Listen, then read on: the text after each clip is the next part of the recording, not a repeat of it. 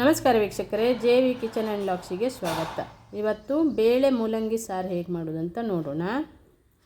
ತುಂಬ ಆರೋಗ್ಯಕರವಾದಂಥ ಮೂಲಂಗಿ ಸಾರಿದು, ಆರೋಗ್ಯಕ್ಕೂ ಒಳ್ಳೆಯದು. ಹಾಗೆ ಇದನ್ನು ನಾವು ದೋಸೆ, ಇಡ್ಲಿ, ಚಪಾತಿ, ರೊಟ್ಟಿ, ಅನ್ನದ ಜೊತೆನೂ ತಿನ್ಬೋದು. ಅಷ್ಟು ಸೂಪರಾಗಿರುತ್ತೆ. ಟೇಸ್ಟ್ ಅಂತೂ ಸಖತ್ತಾಗಿ ಬರುತ್ತೆ. ಈ ಥರ ಮಾಡಿಕೊಂಡ್ರೆ ರುಬ್ಬೋದು ಬೇಡ, ಏನು ಬೇಡ. ನಾವಿಲ್ಲಿ ತುಂಬ ಈಸಿಯಾಗಿ ಮಾಡ್ಕೊಳ್ಬೋದು.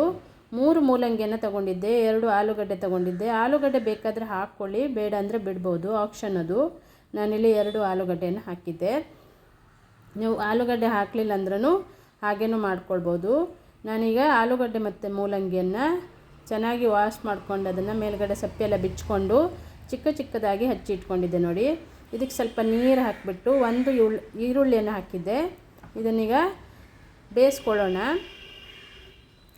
ಈರುಳ್ಳಿ, ಆಲೂಗಡ್ಡೆ ಹಾಗೆ ಮೂಲಂಗಿ, ಸ್ವಲ್ಪ ಉಪ್ಪು ಹಾಕಿಬಿಟ್ಟು ಈಗ ಇದನ್ನು ಬೇಯಿಸ್ಕೊಳ್ಬೇಕು.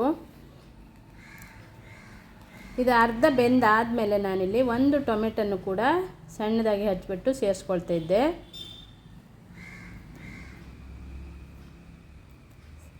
ಅರ್ಧ ಬೆಂದ ಮೇಲೇ ಟೊಮೆಟೊ ಹಾಕ್ಕೊಳ್ಬೇಕು, ಅದರ ಟೇಸ್ಟೇ ಬೇರೆ ಆಗಿರುತ್ತೆ, ಚೆನ್ನಾಗಿ ಬರುತ್ತೆ. ಇದನ್ನು ಮುಚ್ಚಿಬಿಟ್ಟು ಈಗ ಚೆನ್ನಾಗಿ ಇದನ್ನು ಬೇಯಿಸ್ಕೊಳ್ಳೋಣ. ತುಂಬ ಚೆನ್ನಾಗಾಗುತ್ತೆ ಇದು. ಒಂದು ರೆಸಿಪಿ ಮಾಡಿಕೊಂಡ್ರೆ ಎಲ್ಲದಕ್ಕೂ ಚೆನ್ನಾಗಿ ಅನಿಸುತ್ತೆ. ಇದು ಎಲ್ಲದ್ರ ಜೊತೆನೂ ತಿನ್ಬೋದು, ಅಷ್ಟು ಚೆನ್ನಾಗಿ ಅನಿಸುತ್ತೆ. ನಾನಿಲ್ಲಿ ಅರ್ಧ ಕಪ್ ಆಗೋಷ್ಟು ಹೆಸರು ಬೇಳೆ, ಅರ್ಧ ಕಪ್ಪು ತೊಗರಿ ಬೇಳೆನ ಕುಕ್ಕರಲ್ಲಿ ಬೇಯಿಸಿ ಇಟ್ಕೊಂಡಿದ್ದೆ. ಈಗ ಆಲೂಗಡ್ಡೆ ಮತ್ತು ಮೂಲಂಗಿಗೆ, ಬೆಂದಿರುವಂಥ ಆಲೂಗಡ್ಡೆ ಮೂಲಂಗಿಗೆ ಬೇಳೆಯನ್ನು ಸೇರಿಸ್ಕೊಳ್ಳೋಣ. ನೋಡಿ, ಈಗ ಸೇರಿಸ್ಕೊಂಡು 3 ಸ್ಪೂನ್ ಆಗುವಷ್ಟು ನಾನಿಲ್ಲಿ ರಸಂ ಪುಡಿಯನ್ನು ಹಾಕ್ಕೊಳ್ತಾ ಇದ್ದೆ. ಈ ಸಾರಿಗೆ ರಸಂ ಪುಡಿಯೇ ಟೇಸ್ಟ್ ಕೊಡೋದು, ಸೂಪರಾಗಿರುತ್ತೆ. ಈ ಥರ ರಸಂ ಪುಡಿಯಲ್ಲಿ ಮಾಡಿಕೊಂಡ್ರೆ ತುಂಬ ಚೆನ್ನಾಗಾಗುತ್ತೆ.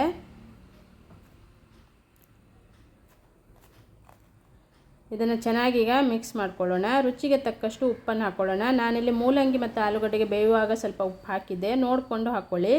ಈಗ ರುಚಿಗೆ ತಕ್ಕಷ್ಟು ಉಪ್ಪನ್ನು ನೋಡ್ಕೊಂಡು ಹಾಕ್ಕೊಳ್ಬೇಕು.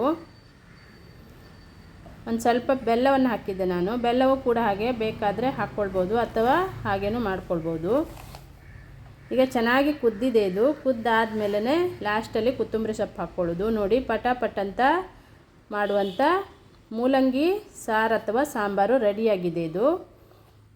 ಲಾಸ್ಟಲ್ಲಿ ಒಂದು ಒಗ್ಗರಣೆಯನ್ನು ಕೊಡೋಣ.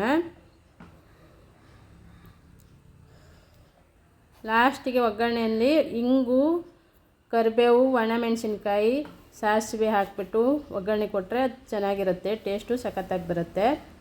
ನೋಡಿ, ಬೇಳೆ ಮೂಲಂಗಿ ಸಾರು ರೆಡಿಯಾಗಿದೆ ವೀಕ್ಷಕರೇ. ತುಂಬ ಚೆನ್ನಾಗಿ ಕಾಣ್ತಾ ಇದೆ. ನೀವು ದೋಸೆ, ಇಡ್ಲಿ, ರೊಟ್ಟಿ, ಚಪಾತಿ ಅಥವಾ ಅನ್ನ ಯಾವುದು ಮಾಡಿಕೊಂಡಾಗೂ ಇದೊಂದು ರೆಸಿಪಿಯನ್ನು ಮಾಡ್ಕೊಳ್ಳಿ, ತುಂಬ ಚೆನ್ನಾಗಾಗತ್ತೆ.